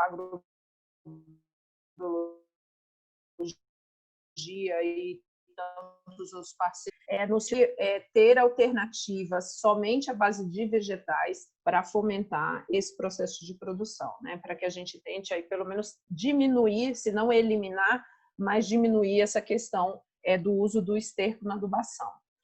Pessoal, eu estou vendo outras mãos levantadas, mas eu vou pedir para vocês, que já são quase 9h20, para a gente passar o finalzinho do vídeo e aí a gente volta para as perguntas, tudo bem?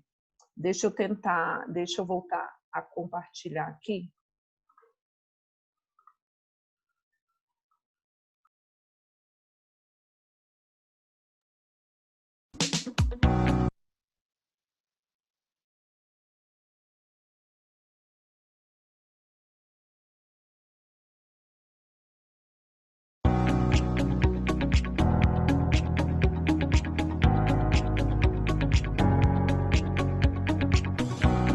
Nós vamos falar um pouco agora sobre como o produtor pode organizar a sua área de produção. No caso aqui, um sistema específico para produção de hortaliças. Então, pensando que nos aspectos de diversificação do cultivo, a rotação de culturas, consórcios de culturas e também no manejo fitossanitário, é importante que o produtor construa um sistema de produção que lhe permita trabalhar todos esses fatores. Então, o que a gente recomenda é que o produtor organize a área de produção dele em pelo menos 2 níveis. O primeiro nível de organização seria a divisão da propriedade em talhões, como esse que a gente está vendo aqui atrás. Esses talhões seriam novamente subdivididos em áreas de cultivo. Essas subdivisões, o tamanho do talhão e o tamanho da área de cultivo depende muito do manejo que o produtor vai adotar e também da escala de produção dele. Então, por exemplo, o talhão que nós estamos vendo aqui atrás seria mais adaptado a uma grande propriedade para grandes áreas de produção de hortaliças. Então, esse talhão aqui, ele tem mais ou menos 1 hectare, mas pequenos produtores, por exemplo, podem trabalhar com talhões de 2.000 metros quadrados, de 2.500 metros quadrados, de 5.000 metros quadrados. Isso ele vai planejar de acordo com a escala de produção e a programação de vendas dele. Tanto o talhão quanto a faixa de cultivo, nós sempre procuramos fazer a proteção dessas áreas com cordões vegetados. Então, no caso aqui, vocês estão vendo que esse talhão ele está todo circundado por um cordão vegetado. E esse cordão, que tipo de plantas, que tipo de espécie o produtor vai utilizar? Aí não tem uma receita de bolo. Isso vai ser adaptado de acordo com a realidade dele e com a função também que ele quer dar para esse cordão de contorno. Pode ser, por exemplo, esse cordão pode ser feito com espécies de interesse econômico, o que sirva para a subsistência dele, por exemplo, café, banana, ou pode ser feito, por exemplo, com espécies que podem se tornar biomassa para a produção de composto, que é o caso que nós estamos vendo aqui. Aqui nós temos 2 espécies, o capim-napier e o girassol mexicano, ou a flor do mel. Então são 2 espécies que são excelentes fontes de massa para a produção de composto. Tá? Isso pensando no talhão. Quando a gente vai para a faixa de cultivo, o produtor pode delimitar de 2 formas. Ele pode delimitar também por um cordão vegetado. Aí a gente recomenda que se utilize não espécies permanentes, mas espécies temporárias. Então essa faixa de cultivo, por exemplo, pode ser feita por espécies para adubação verde, crotalária, milheto, sorgo. Quer dizer, são temporários. O produtor em algum momento vai cortar e incorporar ao solo. Pode ser feito por espécies aromáticas, pode ser feito por espécies ornamentais. Então, não tem assim, uma receita de bolo. O técnico precisa sentar com o produtor e fazer esse planejamento previamente. Uma outra forma que a gente pode delimitar essas faixas de cultivo, muitas vezes o produtor tem dificuldade de manejar essas espécies que eu falei dentro da área de cultivo. Muitas vezes, como é o caso aqui, nós estamos usando o sistema de irrigação para delimitar essa faixa de cultivo. Esse talhão aqui, ele está sendo irrigado por aspersão convencional, como vocês podem ver aqui. Então, esses aspersores, eles têm raios de 12 metros. Então, ou seja, ele pode fazer uma faixa de cultivo de 24 metros de largura, que vai ser delimitada pelo diâmetro de irrigação do sistema de irrigação.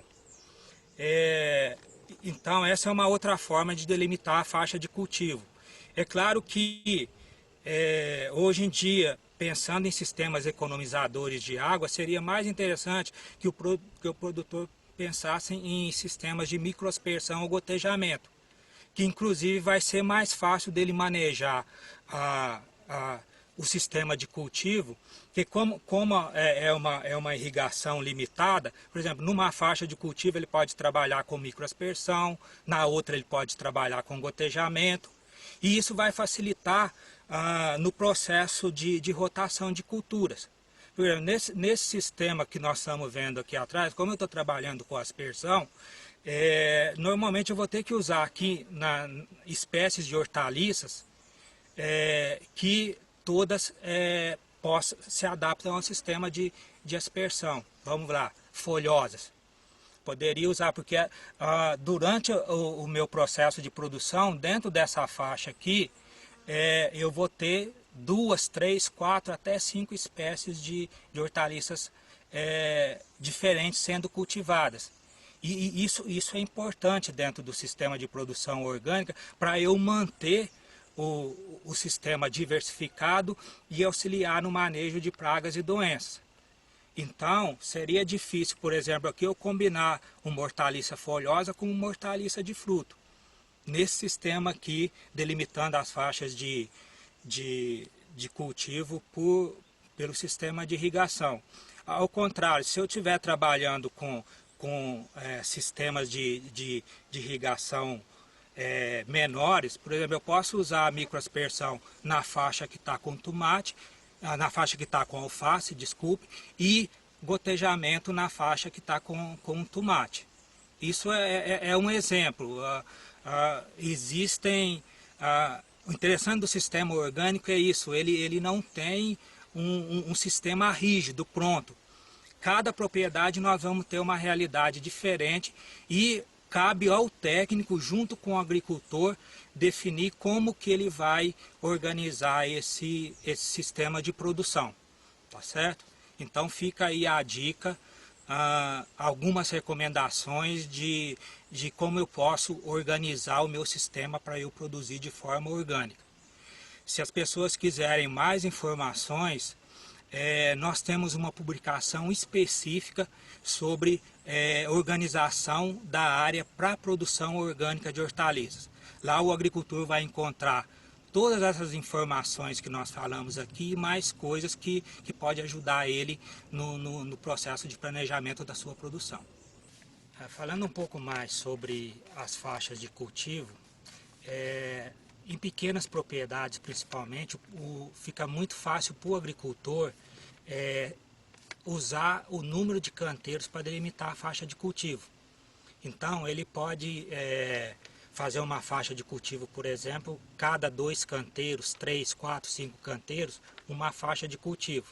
Ele pode estabelecer esses canteiros, essas faixas de cultivo, de acordo com o volume que ele vai comercializar naquela semana.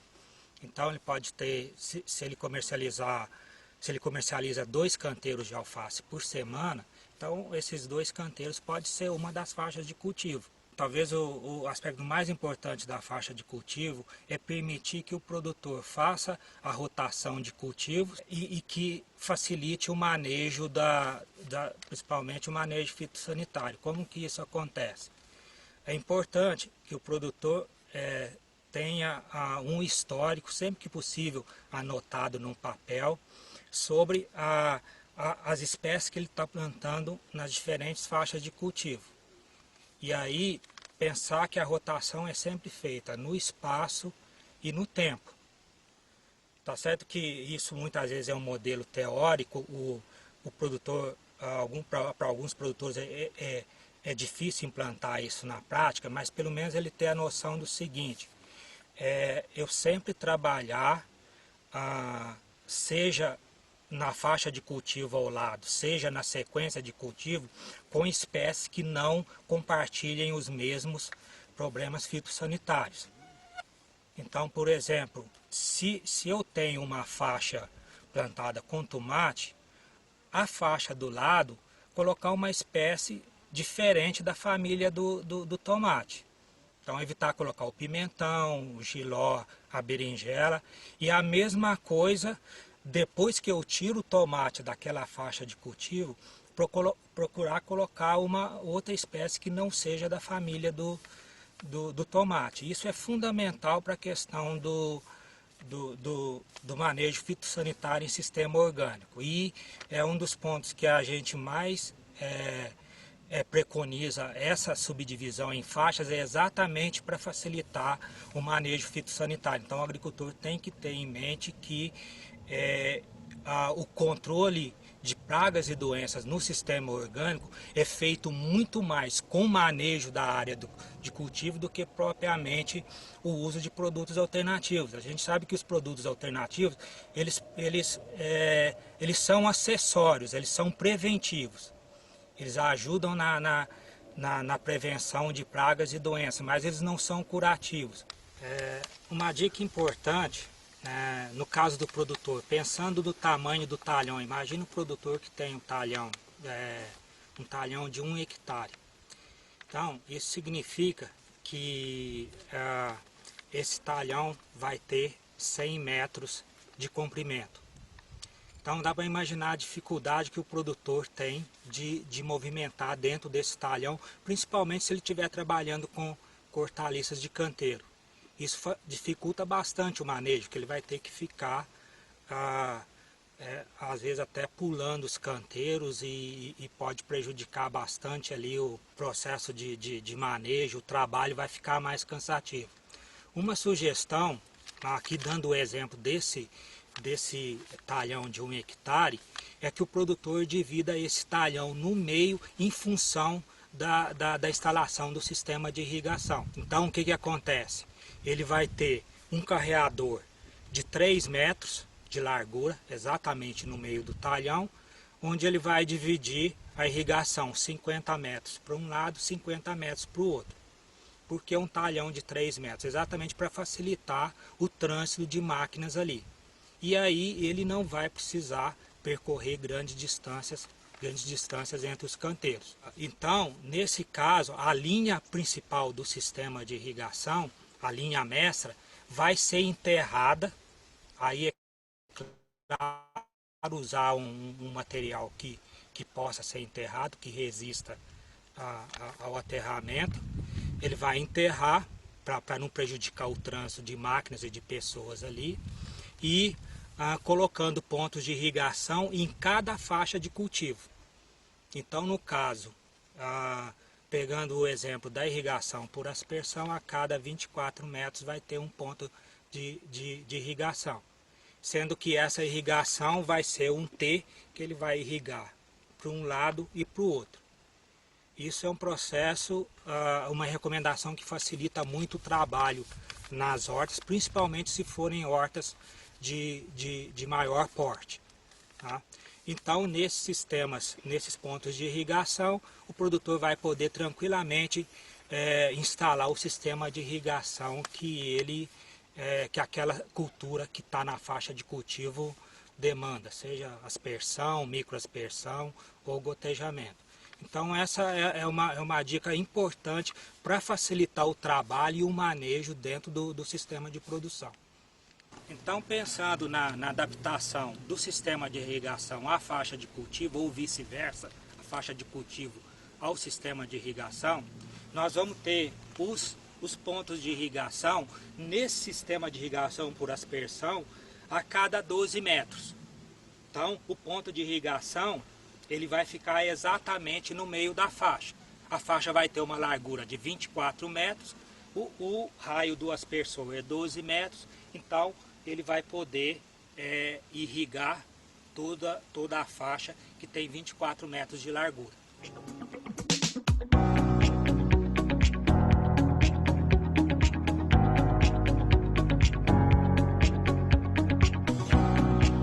Existe ainda uma grande dificuldade do produtor encontrar cultivares específicas para a agricultura orgânica, porque os trabalhos, as pesquisas com melhoramento genético para desenvolvimento de variedades específicas para a agricultura orgânica ainda são poucos. Então, o que o produtor pode fazer? Um dos primeiros pontos que ele vai trabalhar com variedades que estão disponíveis no mercado. A gente sabe que muitas dessas variedades ou dessas cultivares foram desenvolvidas para agricultura convencional. Mas a gente sabe também que muitas dessas variedades, mesmo sendo desenvolvidas para a agricultura convencional, elas se adaptam bem ao sistema orgânico. E o produtor tem que pensar também a facilidade com que ele encontra essas sementes na região onde ele está trabalhando. Então, ele vai numa loja de produtos agropecuários e muitas vezes ele vai ter que ele vai encontrar semente de apenas algumas variedades. Então ele acaba tendo que trabalhar com essa variedade que está disponível na região. O que a gente recomenda para os técnicos é tentar fazer com o produtor uma seleção participativa. Vamos ver na região, por exemplo, as variedades de alface que estão disponíveis, que o produtor pode adquirir com facilidade. Pode-se montar numa propriedade um campo experimental para avaliar essas diferentes variedades. Vamos imaginar que o produtor encontrou 10 variedades de alface que ele vai ter facilidade de comprar.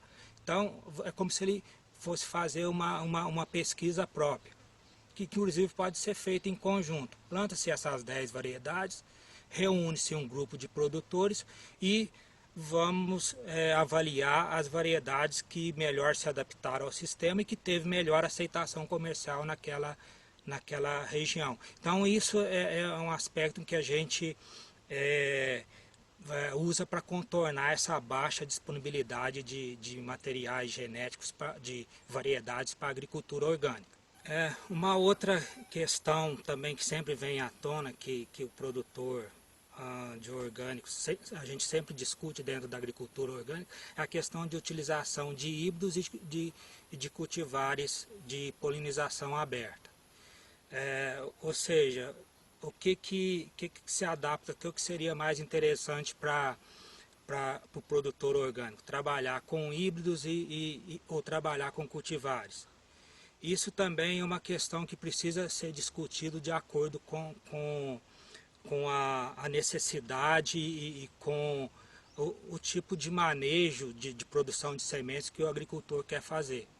O híbrido tem suas vantagens para a agricultura orgânica, como as cultivares de polinização aberta também têm. Os híbridos muitas vezes apresentam resistência a pragas e doenças, eles têm uma facilidade maior de se adaptar a condições climáticas adversas, então isso pode ser uma vantagem para a agricultura orgânica. Por outro lado, o híbrido, o produtor não consegue manter a semente, ou seja, a cada novo cultivo ele vai ter que adquirir novamente as sementes. Isso aí é um entrave para muitos setores dentro da agricultura orgânica, principalmente de pequenos produtores que gostariam de manter produzir e manter suas próprias sementes. Aí no caso o produtor teria que trabalhar com as cultivares de polinização aberta. E aí é importante escolher cultivares que melhor se adaptam à região e à condição de cultivo dele. Tem variedades antigas que embora sejam rústicas e se adaptam a algumas condições de cultivo, elas são pouco produtivas. Então isso o produtor tem que levar em conta. A gente sabe, no caso de algumas espécies de hortaliças, por exemplo, no caso da alface, que não existe híbridos no mercado, são apenas cultivares de polinização aberta, fica mais fácil para o agricultor, ou seja, uma variedade moderna que ele comprar no mercado vai atender bem às necessidades dele. Então isso é uma coisa que os técnicos precisam discutir com os agricultores, o que eles querem fazer. Alguns produtores preferem trabalhar com variedades antigas. Existe essa percepção de que as variedades antigas se adaptam melhor à agricultura orgânica do que cultivares modernas ou híbridos. Isso pode ser verdade em parte, mas muitas vezes, como eu falei, essas variedades não são muito produtivas. Talvez o agricultor ou os técnicos possam fazer uma seleção dentro dessa variedade e tentar ter uma variedade melhorar essa variedade através de seleção. Eu acho que um dos exemplos que a gente pode dar aqui, que é bem significativo disso, é uma cultivar de repolho chamada União, que foi desenvolvido para a Embrapa. A gente identificou que essa cultivar, ela se adapta muito bem aos sistemas orgânicos de produção, mas ela precisa de um melhoramento para se tornar mais produtiva. Como é uma variedade de polinização aberta, às vezes até o próprio agricultor pode selecionar alguns indivíduos com cabeças maiores, mais produtivos, e fazer a sua própria seleção. Essa é uma outra questão. Outra dificuldade que a gente tem que falar para o produtor que queira manter as suas sementes, produzir e manter as suas próprias sementes, é que, diferente de milho, feijão e outras espécies, para algumas hortaliças o processo de produção de sementes ele não é fácil, muitas vezes não é acessível ao produtor comercial.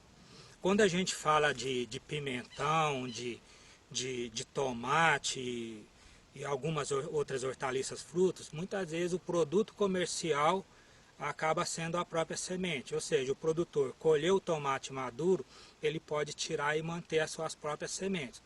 No caso de repolho, alface, o produtor tem que lembrar que após finalizar a fase vegetativa, a fase comercial, a produção de sementes é uma outra fase, uma outra etapa de cultivo, e que muitas vezes o produtor comercial não tem o domínio da tecnologia para fazer essa produção de sementes. Então isso tem que ser levado em consideração. Muitas vezes o produtor quer manter a semente da cultivar de repolho, da cultivar de alface. Muitas vezes ele não tem a tecnologia e às vezes a região não tem a condição climática adequada para que essas cultivares floresçam e produzam sementes naquele local.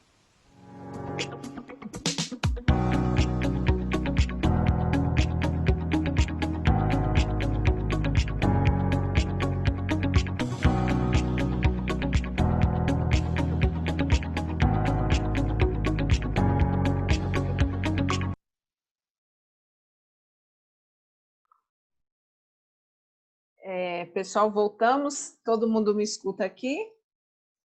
Sim, né? Então, é claro, né? Nessa segunda parte, por isso que eu falei que muitas coisas, né?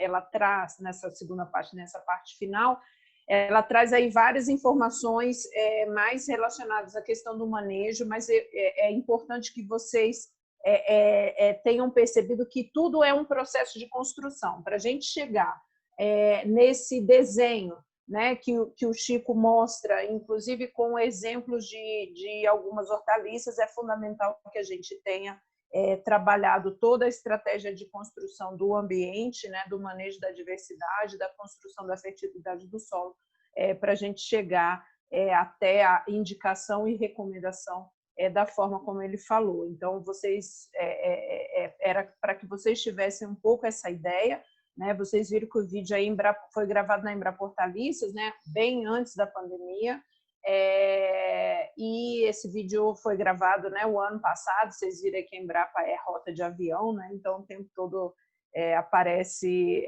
avião que interfere um pouco, e no final o Chico aí estava quase sendo atacado por abelha, mosca, não sei o que era aquilo, e a gente parou, né, a nossa conversa, mas o Chico está aqui ao vivo também com a gente agora para a gente seguir. Nós temos aí 15 minutinhos para a gente poder tentar cobrir mais algumas perguntas, e enquanto a gente estiver olhando aqui o chat, tentando ver algumas perguntas, eu vou disponibilizar também.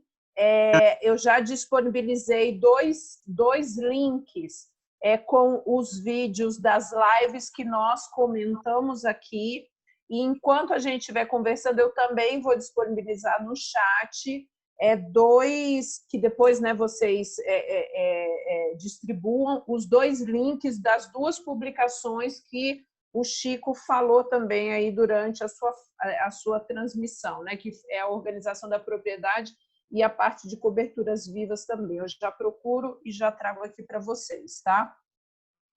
Bom, como é que a gente faz agora? Nós estamos com perguntas no chat e tem gente querendo perguntar aqui também. Tem quem que quer fazer a pergunta? Eu acho que tem alguém que levantou a mão aqui, não? Ali, tem. Pode fazer a pergunta enquanto eu vou olhando o chat aqui. Chico, bom dia, tudo bem? Bom dia, tudo bem? Beleza. Chico, é o seguinte, ela falou aí essa questão da semente crioula, né? No caso aqui, eu tenho um produtor que ele tem um milho que ele traz há 40 anos com a família dele. Esse milho, ele chega a 2,40, 2,50 m de altura. Ele produz razoavelmente bem. O problema que ele tem é o porte do milho, que é alto, que com vento você sabe que pode cair bastante, né? Aí, que alternativa? Essa é a pergunta. Que alternativa eu tenho para ele? Continuar com esse milho crioulo, mas não é fácil encontrar um milho crioulo de porte baixo, né? Geralmente eles são mais altos, né? Essas variedades antigas, elas têm essas limitações. Você pode fazer opção dentro desse milho, é uma variedade de polinização aberta, então tem variabilidade para reduzir um pouco o porte da variedade. Mas isso é um trabalho de vários anos, várias seleções seguidas, e você vai selecionando aqueles indivíduos que têm um porte mais baixo e vai mantendo assim sucessivamente. A cada geração você tenta identificar indivíduos de porte mais baixo. Mas isso tem um limite, né? Então, se você for comparar com híbridos hoje, que aí tem um processo de melhoramento maciço que é feito, desenvolve as linhagens, depois faz o cruzamento, aí você tem o efeito ali da hibridização, então você consegue reduzir, mas eu acho que aí é uma coisa que para a agricultura, para alguns segmentos da agricultura orgânica, não é interessante utilizar esses híbridos. E o que a gente pode fazer a gente precisa valorizar essa variedade para essa família que é tão valiosa para eles. Uma família que guarda uma variedade durante 40 anos, a gente tem que valorizar. A gente sabe que existe variedades de polinização aberta de porte mais baixo, que a gente poderia sugerir para a família, abandone esse milho e troca por uma variedade mais baixa, mas a gente não acho que o caminho não é por aí. E o que a gente pode fazer é esse caminho, é tentar melhorar um pouco o porte, diminuir um pouco o porte dessa variedade para ela não tombar tanto, talvez introduzir junto com eles também algumas práticas de quebra-vento, né, de cordões de contorno, que diminua um pouco a incidência de vento na área de cultivo, né, e tentar também, além da seleção, usar aí um manejo da área para que não tenha tanto tombamento, né? Ok, obrigado. Chico, antes da gente passar para o Gilson, que está com a mão levantada aqui, deixa eu só fazer um repasse aqui rapidinho no chat, né? Antes de mais nada aí, obrigado. A questão das visitas, né? Alguns comentários aqui. Assim que a gente terminar, né, assim que a gente passar por esse processo de isolamento, sem dúvida, não só em Embrapa Hortaliça a gente vai estar disponível para receber vocês, como também estar, né, mais disponível para poder visitar as propriedades de vocês, a gente seguir, né, num processo. Nós temos o projeto do Inova Agro Chapada, nós fazemos parte da equipe, então a gente espera estar muito em breve aí também junto com vocês. Algumas questões que foram colocadas aqui, feijão de porco, eu já vi que aqui mesmo no chat o pessoal comentou a questão da cobertura de solo. Obrigada aí por alguns comentários que vocês fizeram, né? O Alex, que falou da questão, até de uma questão de conceito, né, Alex, sobre o solo limpo, né, e o solo sem vegetação, né? Obrigada aí pelo seu comentário, né, que na verdade é essa corrente, né, que na verdade solo limpo para moquitiocada é outra coisa, né? A gente costuma às vezes falar mesmo de solo limpo dentro desse comentário. E aí eu queria retomar uma pergunta antes de passar para o Gilson, que foi perguntado para a gente sobre a questão da integração. Alguém aqui, que eu estou querendo chegar na pergunta, falou, por exemplo, da questão do sisteminha Embrapa, e alguém falou da questão do cultivo em mandala, né? Que gostaria que a gente comentasse. Então, muito rapidamente, esses sistemas de integração, a gente viu que foram desenvolvidos, inclusive, várias possibilidades de sistemas de integração. O sistema Embrapa, né, um sistema lá, uma tecnologia social, inclusive da Embrapa, que ele usa a integração da produção agrícola com o original com a criação de peixes, né?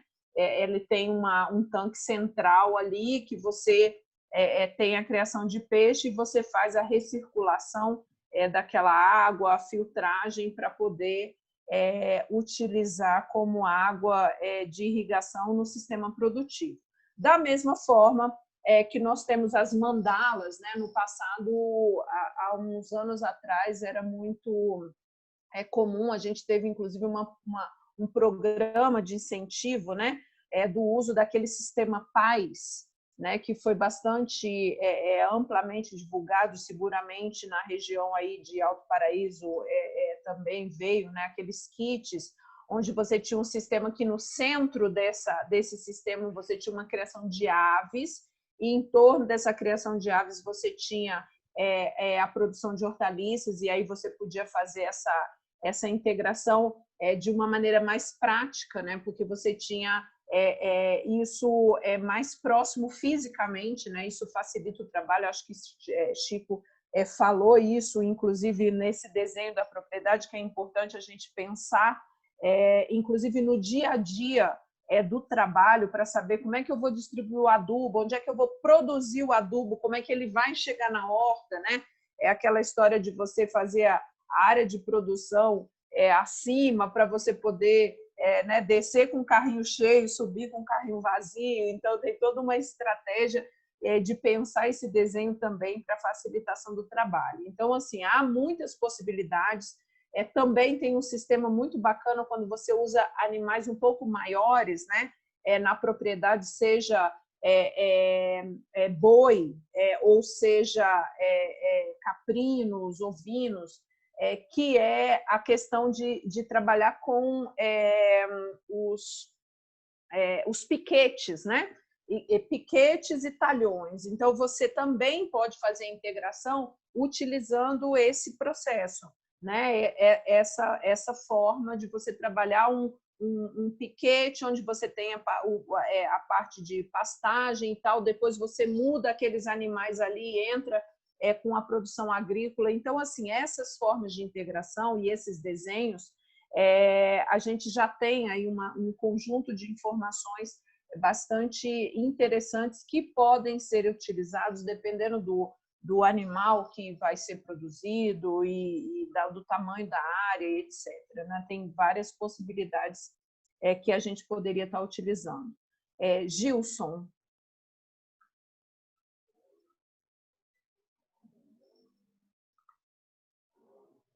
Gilson? Eu estou vendo Gilson aqui com a mão levantada. O Gilson está com a mão levantada. Enquanto ele não responde, o Fernando Trindade perguntou a época que é plantado o milho também influencia a altura do porte, questão de luz?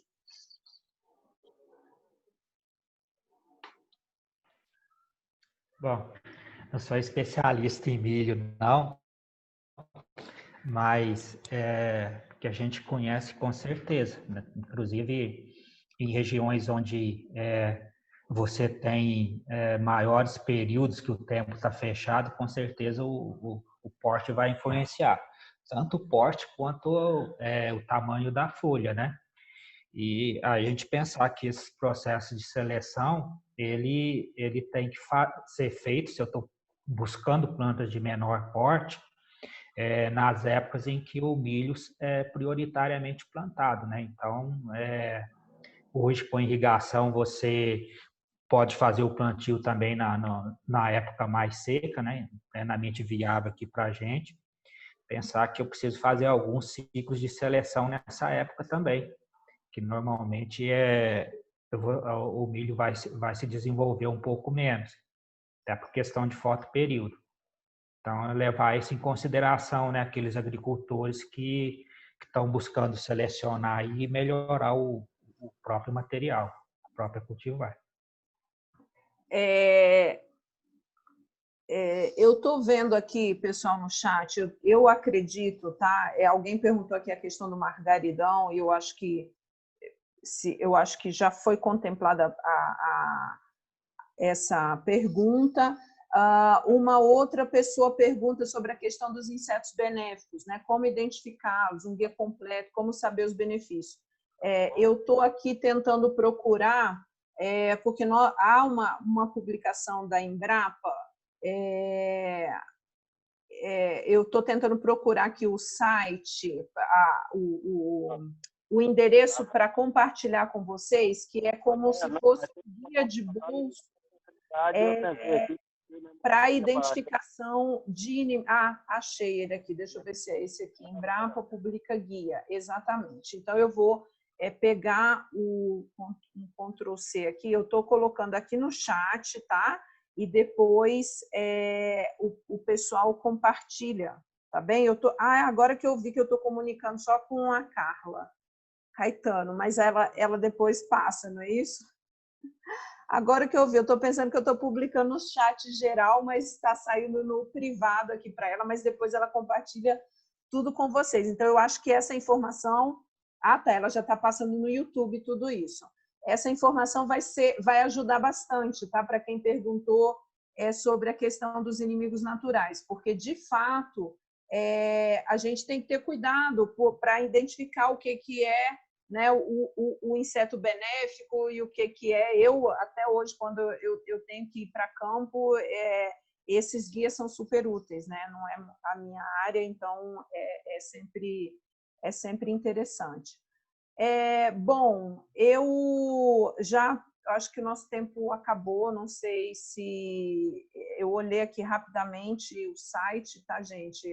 Eu acho que muitas das coisas que eu acho que praticamente tudo que foi de pergunta aqui foi contemplado, né? Eu queria ver se...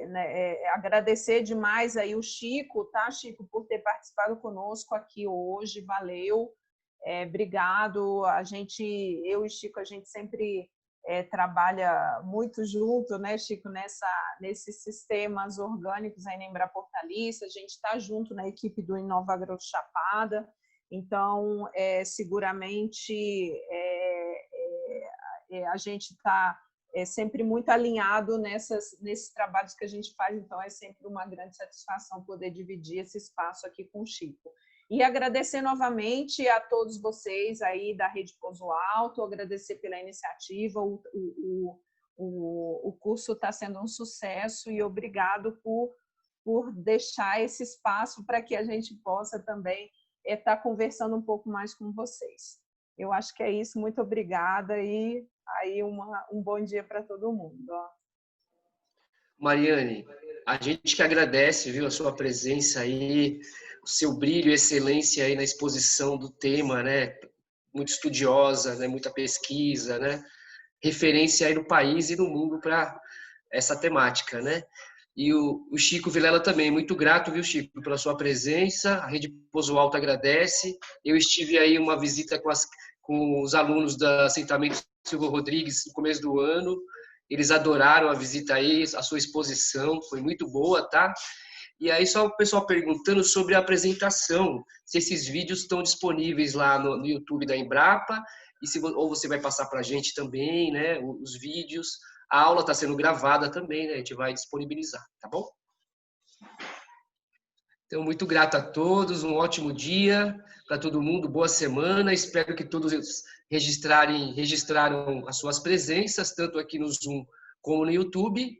E na próxima aula teremos a presença do Rogério Dias, do Instituto Brasil Orgânico, fazendo a sua apresentação, né, prática, né, daqui 7 dias, né, dia 13.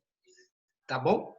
Então, muito grato, viu? Grato a Embrapa, CNPH, Hortaliças, tá? Até a próxima.